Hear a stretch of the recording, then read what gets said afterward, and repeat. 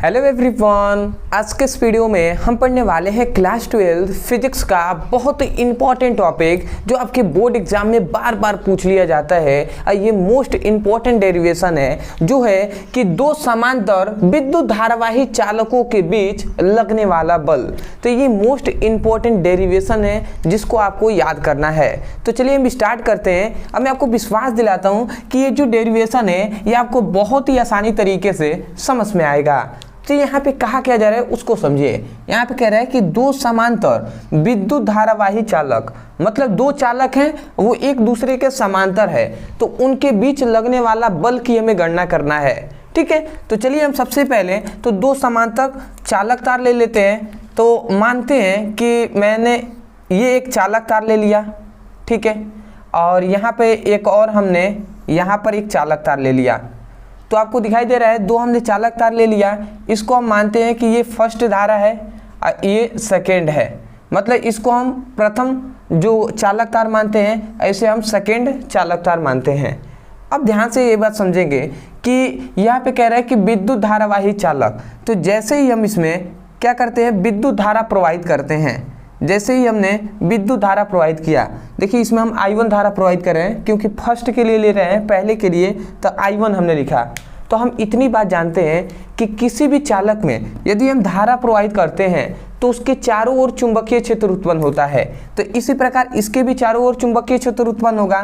तो मान लेते हैं कि इसके चारों ओर इस प्रकार चुंबकीय क्षेत्र उत्पन्न होता है। इस प्रकार हम मान लेते हैं कि इसके चारों ओर चुंबकीय क्षेत्र उत्पन्न होगा। तो ध्यान से समझेंगे, जैसे ही चुंबकीय क्षेत्र उत्पन्न होगा तो ये जो चालक तार है ये इसके पास है, तो इसमें भी चुंबकीय क्षेत्र, इस पर एक बल लगेगा। किसके कारण? तो मान लेते हैं जो सेकेंड है इसमें हमने I2 धारा प्रवाहित किया, ठीक है। तो बताइए यहाँ पर भी चुंबकीय क्षेत्र उत्पन्न होगा और इसमें भी जब धारा प्रवाहित हो रहा है तो इस पर भी तो चुंबकीय क्षेत्र उत्पन्न होगा ना। तो I1 के लिए I2 पर क्या बल लगेगा? एक चुंबकीय क्षेत्र के कारण इस पर एक बल लगेगा और वही बल की हमें गणना करना है। तो सबसे पहली बात, और ये भी बात याद रखेंगे कि फर्स्ट और सेकेंड इन दोनों के बीच की जो दूरी है इसको हम D मानते हैं। आप D मान सकते हैं, R मान सकते हैं, कोई दिक्कत नहीं है, ठीक है। तो सबसे पहला आपका कार्य क्या होता है, कोई भी डेरिवेशन हो उसमें जो फिगर आपको बताया जाता है उसको आपको एक्सप्लेन करना होता है माना की करके, क्योंकि ये सभी प्रैक्टिकली नहीं कि देखा जा सके, ये सभी हमने माना कि ऐसा होता है और ये वास्तव में होता है परंतु हमें दिखाई नहीं देता है, ठीक है। जैसे विद्युत धारा तो प्रवाहित हो रहा है, क्या आप विद्युत को देखे हैं? तो नहीं देखे हैं ना। तो इसी प्रकार ये भी जो घटनाएं हो रही हैं, ठीक है, चालक दिखाई देगा परंतु ये जो चुंबकीय क्षेत्र उत्पन्न होगा ये सब कुछ दिखाई नहीं देता है, इसलिए माना की करके लिखना होता है। तो आप क्या लिखेंगे? आप सबसे पहले मैं जो बोल रहा हूं उसे लिखिए। आप लिखेंगे कि माना दो समांतर धारावाही चालक A व B हैं। आप इसको A और B भी लिख सकते हैं या फर्स्ट व सेकेंड है, ऐसे आप लिखेंगे कि माना दो समांतर धारावाही चालक A व B है या फर्स्ट या सेकेंड है तथा इन दोनों के बीच की दूरी D है तथा फर्स्ट चालक में I1 धारा प्रवाहित होता है तथा सेकेंड चालक में I2 धारा प्रवाहित होता है। इतनी बात को आपको अपने शब्दों में बोल देना होता है। बहुत ही सिंपल है, देख रहे हैं ना, फिगर से ही आप नहीं बोल देंगे कि माना दो चालक फर्स्ट व सेकेंड है, इनके बीच की दूरी D है तथा फर्स्ट चालक में I1 धारा प्रवाहित होता है, सेकेंड चालक में I2 धारा प्रवाहित होता है। तो इतनी बात जो भी हमने बोला ये तो केवल समझा देते तब भी आप लिख सकते थे, परंतु मैं जानता हूँ कि बहुत से कम स्टूडेंट हैं, बहुत ऐसे कमज़ोर भी स्टूडेंट हैं जिनको लिखवाना पड़ता है, तो उनके लिए मैं बोल दे रहा हूँ तो बोल कर वो सुनकर लिख सके। अदरवाइज फिर भी आप नहीं लिख सकते हैं, थोड़ा सा आपको लग रहा है कि हार्ड है तो थोड़ा सा ये कार्य कर लीजिए कि ओनली, आप जानते होंगे कि ओनली 69 रुपये में आपको पूरे क्लास 12 के पूरे फिजिक्स का नोट्स दिया जा रहा है। ओनली 69 रुपये, जो कि हमने 99 अभी प्राइस रखा हुआ था, तो इसको हमने कैंसिल करके, क्योंकि बहुत से ऐसे स्टूडेंट हैं जिन्होंने मैसेज किया कि सर बहुत गरीब स्टूडेंट है, हम कैसे कर पाएंगे, तो उनके लिए 69 हमने कर दिया है। तो अगर आप भी लेना चाहते हैं तो नीचे दिए गए नंबर नंबर पे मैसेज करके हमारी टीम से आप नोट्स मांगेंगे तो वो आपको नोट्स दे देंगे। ठीक है, व्हाट्सएप नंबर है, मैसेज करेंगे मिल जाएगा। दूसरी बात कि देखिए इस नोट्स को लेने के बाद जो भी स्टूडेंट नोट्स ले रहे हैं मैं उनसे कहना चाहूँगा कि इस नोट्स का सही उपयोग कीजिएगा। ये नोट्स बहुत ही मेहनत करके अब बहुत समय लगा है बनाने में, तो इसका सही उपयोग कीजिएगा। वीडियो को ऐसे पढ़ना है, उसके बाद अपने स्वयं वीडियो को देखकर नोट्स भी बनाना सीखना है और उसके साथ साथ उस नोट्स से आपको देखना है कि इस नोट्स में हमने क्या कमी किया है जो हमने अपने आप से बनाया है और सुधार करना है। नोट्स कैसे बनाना चाहिए, नोट्स से हमें यह भी सीखना है कि हमें बोर्ड एग्जाम में कैसे लिखना है, समझ रहे हैं ना। तो इन सभी का उपयोग करेंगे, ओनली 69 रुपये में है। तो अभी आप वीडियो देखने के बाद आप मैसेज करके आप नोट्स भी ले सकते हैं। अदरवाइज मैं इसको चाहें तो लिखवा भी दे रहा हूँ, ठीक है, क्योंकि बहुत से कमज़ोर भी स्टूडेंट हैं। तो आप ये लिखेंगे कि माना, ये लिखवाते तो नहीं है बट फिर भी मैं लिखवा दे रहा हूँ कि माना दो समांतर चालक फर्स्ट तथा सेकंड है, या आप कह सकते हैं ए व बी है, तथा चालकों के बीच की दूरी, चालकों के बीच की दूरी क्या है, डी है, तथा चालक फर्स्ट में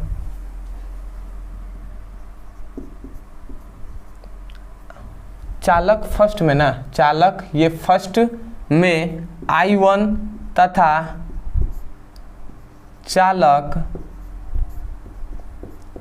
सेकेंड में I2 धारा प्रवाहित होती है।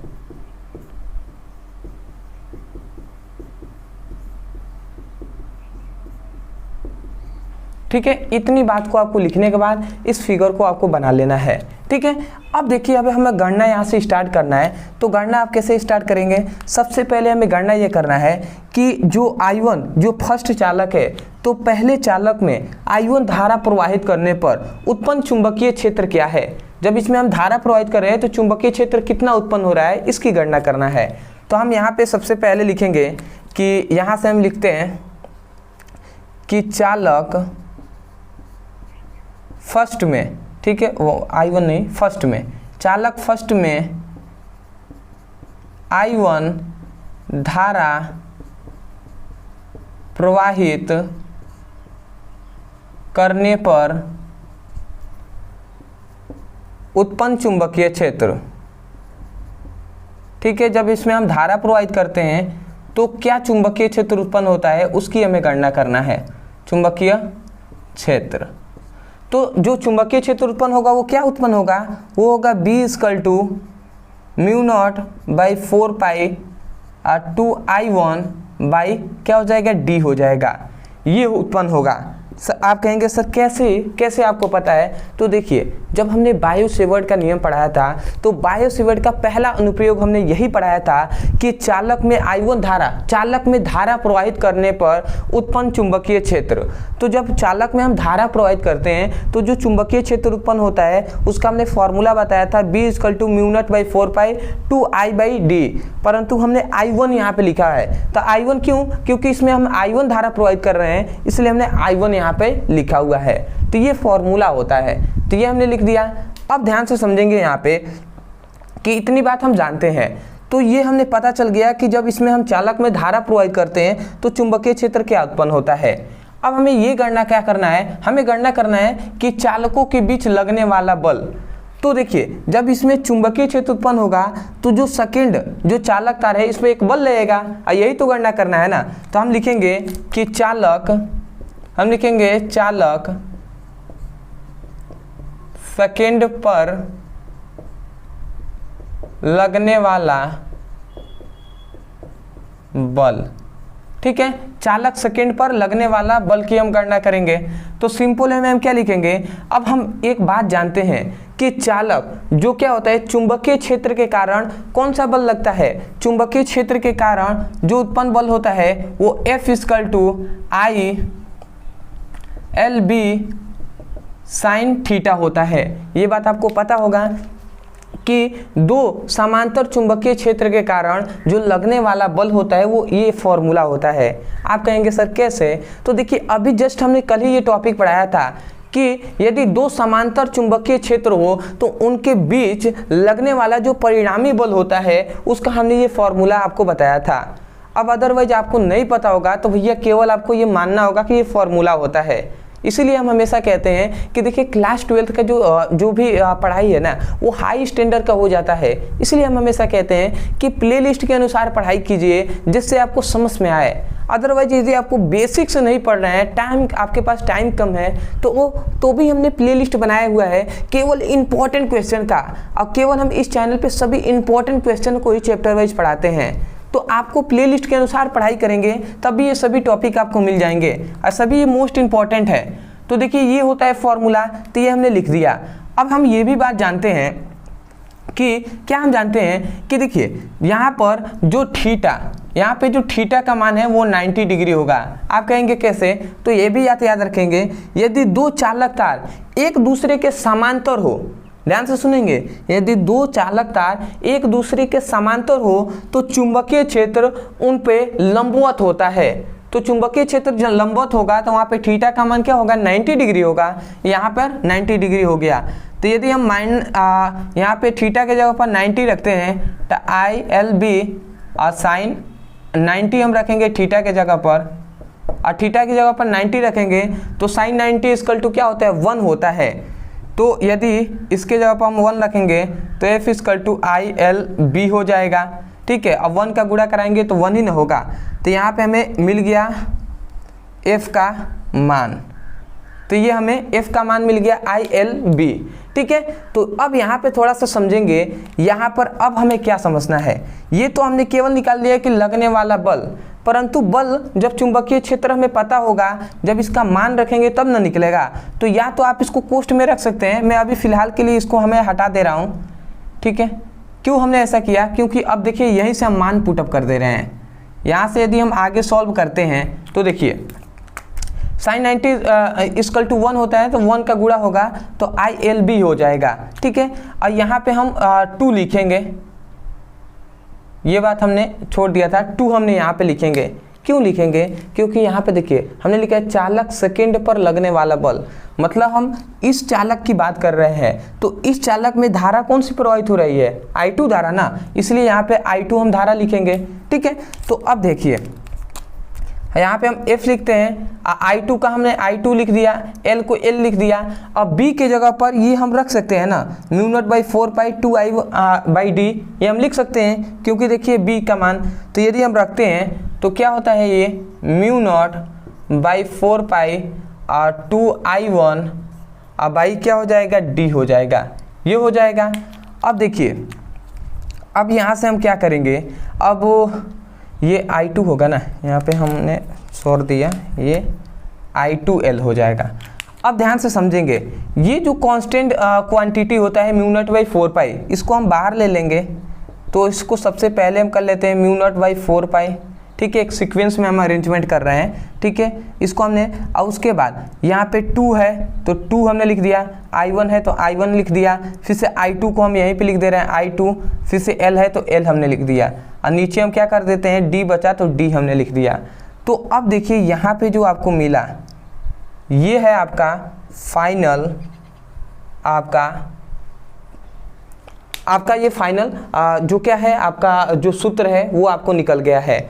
अब यहाँ पे एक और चीज़ का होता है कि यदि चालक तार की लंबाई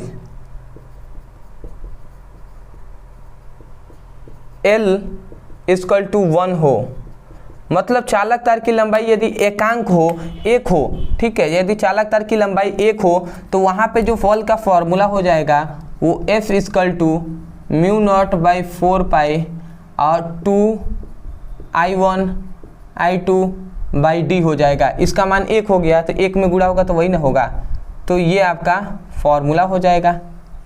तो यदि चालक तार की लंबाई 1 हो, मतलब ये जो चालक तार है इसकी लंबाई यदि 1 हो तो उस समय ये फॉर्मूला लगेगा। तो आशा करते हैं कि ये फॉर्मूला जो हमने प्रूव कराया है ये आपको समझ में आ गया होगा।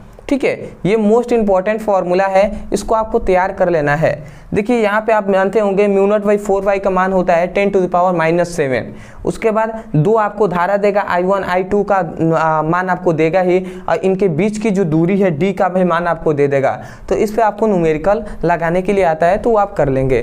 तो आशा करते हैं कि अब आपको अच्छे से समझ में आ गया होगा कि दो समांतर धारावाही चालक पर बीच लगने वाला बल क्या होता है। अदरवाइज मैं यही कहूँगा, यदि आपको समझ में आ गया है और यदि आप भी सीरियस होकर पढ़ाई करना चाहते हैं तो चैनल के प्लेलिस्ट में जाइए और वहाँ से बेसिक टू हाई अपने सभी इंपॉर्टेंट क्वेश्चन की पढ़ाई कर लीजिए। और दूसरी बात, यदि आपको भी नोट्स बनाने में दिक्कत आती है और नोट्स चाहते हैं तो नीचे दिए गए नंबर पर अभी आप मैसेज कीजिए और तुरंत हमारी टीम से केवल आप कहेंगे कि क्लास 12 फिजिक्स का नोट्स चाहिए, तो वो आपको मैसेज द्वारा आपको बता देंगे कि किस तरह क्या करना है, तो आपको तुरंत नोट्स वो दे देंगे, तो वहाँ से आप ले लीजिएगा।